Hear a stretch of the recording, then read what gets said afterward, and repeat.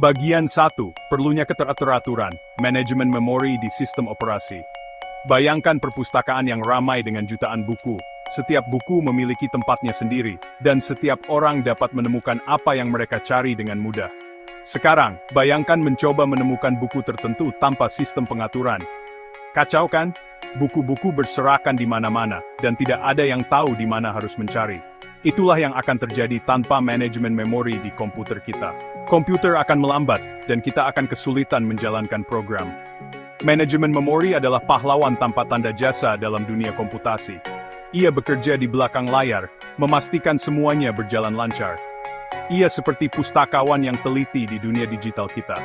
Setiap bit data ditempatkan dengan hati-hati, memastikan tidak ada yang hilang atau salah tempat. Tugasnya adalah mengatur dan mengalokasikan ruang memori untuk semua program dan data yang kita gunakan. Ini adalah proses yang rumit dan sangat penting. Ini memastikan setiap program mendapatkan memori yang dibutuhkan, kapanpun dibutuhkan. Tanpa manajemen memori yang baik, program bisa saling bertabrakan. Tanpanya, komputer kita akan macet, kewalahan oleh informasi yang campur aduk. Ini bisa menyebabkan kerusakan data dan kehilangan informasi penting. Seperti perpustakaan yang tertata rapi memungkinkan kita mengakses informasi dengan cepat dan efisien. Manajemen memori yang efektif sangat penting untuk pengalaman komputasi yang lancar dan responsif.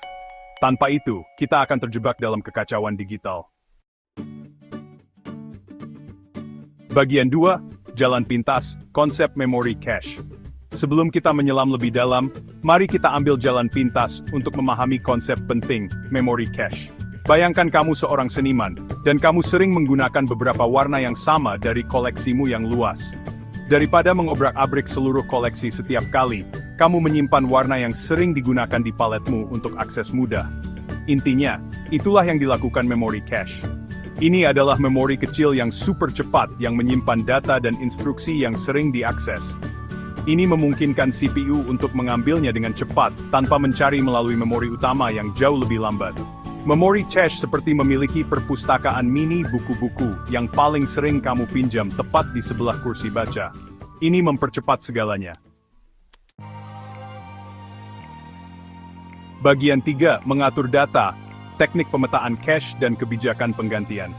Sekarang, bagaimana komputer memutuskan apa yang akan disimpan dalam memori cache yang berharga ini? Disitulah teknik pemetaan berperan. Ini seperti memutuskan buku mana yang pantas mendapat tempat di rak buku terbatasmu. Ada berbagai teknik pemetaan, masing-masing dengan kelebihan dan kekurangannya. Pemetaan langsung sederhana, seperti menetapkan setiap buku ke rak tertentu. Pemetaan asosiatif lebih fleksibel, memungkinkan buku di rak manapun, tetapi memerlukan pencarian. Lalu ada kebijakan penggantian, memutuskan buku mana yang akan dihapus dari rak saat buku baru tiba. Least Recently Used atau LRU adalah pilihan populer, mengganti buku yang paling lama tidak tersentuh. Bagian 4. Aksi juggling, swapping, dan alokasi memori bersebelahan. Sekarang, mari kita bicara tentang bagaimana sistem operasi mengalokasikan memori ke program yang berbeda.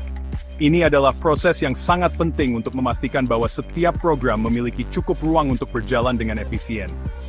Anggap saja seperti menetapkan meja untuk siswa di kelas. Setiap siswa membutuhkan meja untuk belajar, sama seperti setiap program membutuhkan memori untuk beroperasi. Salah satu caranya adalah alokasi bersebelahan. Setiap program mendapatkan blok lokasi memori yang berurutan. Ini seperti memberikan meja yang bersebelahan kepada siswa di kelas. Sederhana, tetapi dapat menyebabkan fragmentasi, seperti memiliki meja kosong yang tersebar di seluruh kelas, meskipun ada cukup untuk semua orang. Fragmentasi ini bisa membuat penggunaan memori menjadi tidak efisien. Disinilah swapping berperan. Swapping seperti meminta seorang siswa untuk sementara meninggalkan kelas, memindahkan buku-bukunya ke area yang ditentukan, untuk memberi ruang bagi siswa lain yang membutuhkan meja. Ini membantu mengelola ruang memori dengan lebih baik. Siswa yang ditukar dapat kembali nanti ketika ada ruang yang tersedia. Ini memastikan bahwa semua siswa atau program mendapatkan kesempatan untuk menggunakan sumber daya yang ada. Ini memungkinkan lebih banyak program untuk berjalan daripada yang biasanya diizinkan oleh memori yang tersedia, meskipun dapat memperlambat segalanya jika dilakukan terlalu sering. Oleh karena itu, Penting untuk mengelola swapping dengan hati-hati agar sistem tetap berjalan lancar. Bagian 5. Bagi dan taklukan, segmentasi dan pagging dalam manajemen memori. Seiring program menjadi lebih kompleks, muncul pendekatan baru, segmentasi. Bayangkan, membagi kelas menjadi beberapa bagian untuk mata pelajaran yang berbeda, masing-masing dengan seperangkat mejanya sendiri. Setiap segmen program, seperti kode atau data, mendapatkan ruang memori terpisah. Ini meningkatkan organisasi dan keamanan, tetapi masih dapat menyebabkan fragmentasi. Disitulah pagging berperan. Pagging seperti membagi kelas menjadi kotak-kotak meja dengan ukuran yang sama. Setiap program dibagi menjadi halaman-halaman, dan setiap halaman dapat ditempatkan di bingkai memori yang tersedia. Ini menghilangkan fragmentasi eksternal, karena setiap meja dapat digunakan. Segmentasi dan pagging memiliki kelebihannya masing-masing, dan sistem operasi modern sering menggunakan kombinasi keduanya untuk manajemen memori yang optimal. Bagian 6. Melampaui batas fisik, melangkah ke ranah memori virtual. Sekarang, bayangkan jika perpustakaan dapat meminjamkan lebih banyak buku daripada yang dimilikinya secara fisik dengan meminjam dari gudang terdekat saat dibutuhkan. Pada dasarnya itulah yang memungkinkan memori virtual dilakukan oleh komputer kita. Memori virtual adalah ilusi pintar yang memungkinkan program menggunakan lebih banyak memori daripada yang tersedia secara fisik. Ini menciptakan ilusi ruang memori yang lebih besar, dengan menggunakan penyimpanan sekunder, seperti hard disk, sebagai perpanjangan RAM. Ini memungkinkan kita menjalankan program yang lebih besar, dan melakukan banyak tugas secara lebih efektif, bahkan pada perangkat dengan memori fisik terbatas. Bagian 7.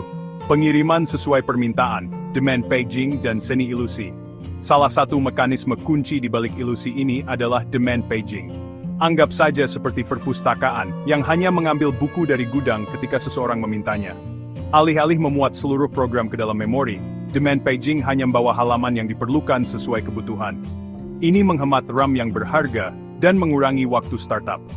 Jika suatu halaman dibutuhkan, halaman tersebut diambil dari penyimpanan sekunder dan dimuat ke dalam memori. Bagian 8. Menavigasi kesalahan halaman, peran bit valid invalid.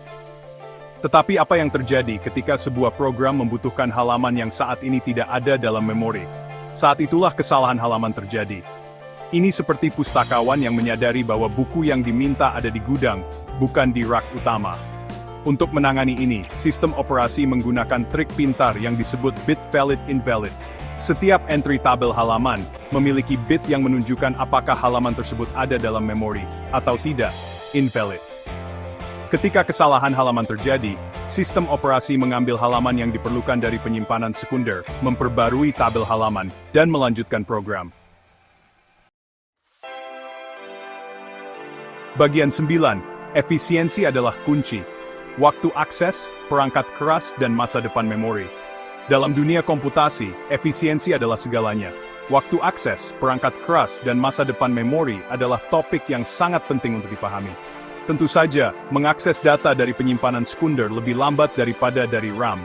Penyimpanan sekunder seperti hard drive atau SSD memiliki waktu akses yang lebih tinggi dibandingkan dengan RAM, yang dirancang untuk kecepatan tinggi.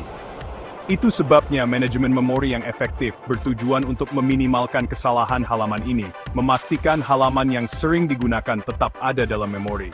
Dengan mengurangi kesalahan halaman, sistem dapat berjalan lebih lancar dan lebih cepat. Kecepatan penyimpanan sekunder, efisiensi algoritma penggantian halaman, dan desain unit manajemen memori atau MMU, semuanya memainkan peran penting dalam kinerja memori virtual.